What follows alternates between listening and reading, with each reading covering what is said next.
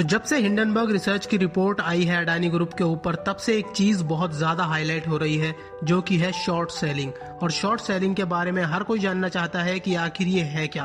तो चलिए सीधा चलते हैं इस टॉपिक को डिटेल में जानने के लिए। तो शॉर्ट सेलिंग स्टॉक मार्केट में शेयर्स के दामों के गिरने पर पैसे कमाने का एक तरीका है।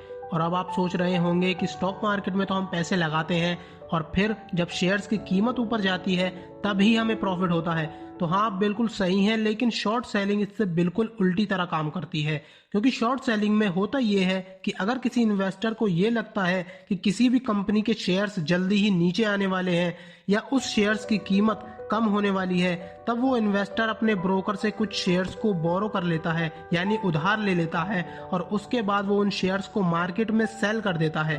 और फिर इन्वेस्टर लिए हुए शेयर की कीमत गिरने का वेट करता है, और जब शेयर्स की कीमत गिर जाती है तब वो इन्वेस्टर वापस उन शेयर्स को कम कीमत में खरीद लेता है मार्केट से। और जितने भी शेयर्स इन्वेस्टर ने ब्रोकर से बोरो किए यानी उधार लिए थे, वो उन शेयर्स को ब्रोकर को वापस कर देगा और एक अच्छा खासा प्रॉफिट अपनी जेब में डाल देगा, क्योंकि उसने महंगे दामों में एक कंपनी के शेयर्स को बेच दिया और फिर सस्ते में उन शेयर्स को खरीद कर ब्रोकर को वापस कर दिया। तो अब आप कंफ्यूज हो रहे होंगे कि आखिर ये प्रोसेस हुआ कैसे। तो चलिए एक एग्जांपल लेते हैं।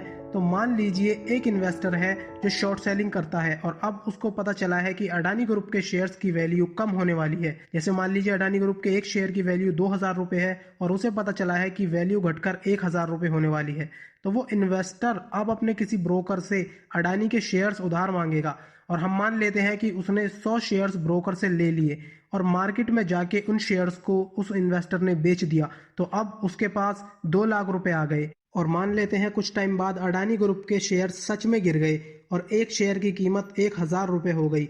तो अब इन्वेस्टर मार्केट से फिर से 100 शेयर्स खरीदेगा, लेकिन वो अब 1000 रुपये पर शेयर के हिसाब से उन शेयर्स को खरीदेगा, जिसका मतलब है कि उस इन्वेस्टर को अब 1 लाख रुपए का फायदा हुआ, क्योंकि उसने जो शेयर्स 2 लाख रुपए में बेचे थे वही शेयर उसने 1 लाख रुपए में खरीद कर ब्रोकर को वापस कर दिए। और इसी तरह से शॉर्ट सेलर इन्वेस्टर्स अपना प्रॉफिट कमाते हैं, यानी वो शेयर्स के ऊपर उठने का नहीं बल्कि नीचे गिरने का वेट करते हैं अपने प्रॉफिट में आने के लिए। और इसी तरह होती है शॉर्ट सेलिंग। और अगर बात करें कि आखिर शॉर्ट सेलिंग कितने टाइप्स की होती है, तो शॉर्ट सेलिंग 2 टाइप्स की होती है। पहली इंट्राडे शॉर्ट सेलिंग, दूसरी future and option short selling. तो अगर मैं इन दोनों टाइप्स को एक्सप्लेन करने लगा तो ये वीडियो बहुत ज़्यादा लंबी हो जाएगी। तो अगर आपको इन दोनों टाइप्स के बारे में भी वीडियो चाहिए तो मुझे कमेंट सेक्शन में आप लोग बता सकते हैं। तो अब मैं सीधे बात करूंगा इसके एडवांटेजेस और डिसएडवांटेजेस के बारे में। तो सबसे पहले जानते हैं इसके एडवांटेजेस के बारे में। तो शॉर्ट सेलिंग में आप मार्केट अगर इनस्टेबल भी है तब भी पैसा लगा सकते हैं, क्योंकि आपको किसी शेयर के ऊपर नहीं बल्कि नीचे जाने का वेट करना होता है। और इसलिए मंदी के दौर में शॉर्ट सेलिंग करने वालों की तादाद भी बढ़ जाती है।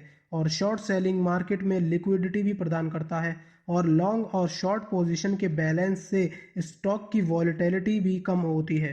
और इसका सबसे बड़ा बेनिफिट मार्केट को जो होता है वो ये है कि इससे स्टॉक्स की वैल्यू में सुधार आता है, यानी कि जिस स्टॉक की जितनी वैल्यू होनी चाहिए उस स्टॉक की उतनी ही वैल्यू हो जाती है अगर हम किसी भी कंपनी के स्टॉक्स को शॉर्ट सेल करें तो।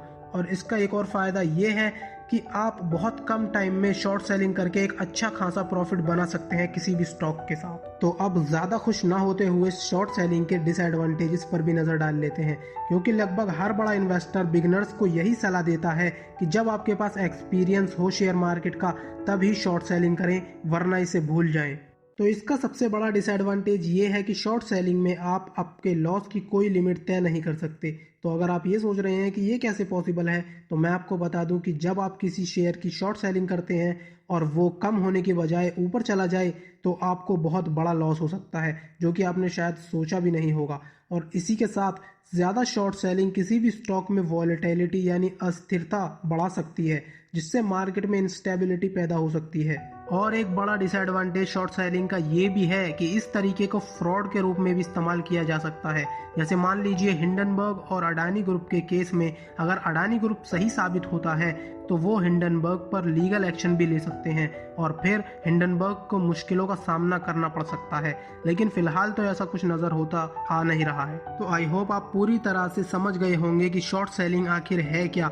तो एंड में मैं आपको यही कहना चाहूँगा कि अगर आप शॉर्ट सेलिंग करना चाहते हैं तो पहले अच्छी तरह से स्टॉक मार्केट में एक्सपीरियंस गेन करें और फिर इस तरीके को आजमाएं। Thanks for watching the video. I hope आपको ये वीडियो पसंद आया होगा। अगर आपको और किसी टॉपिक के बारे में जानना है तो let me know in the comment and until the next video, bye bye.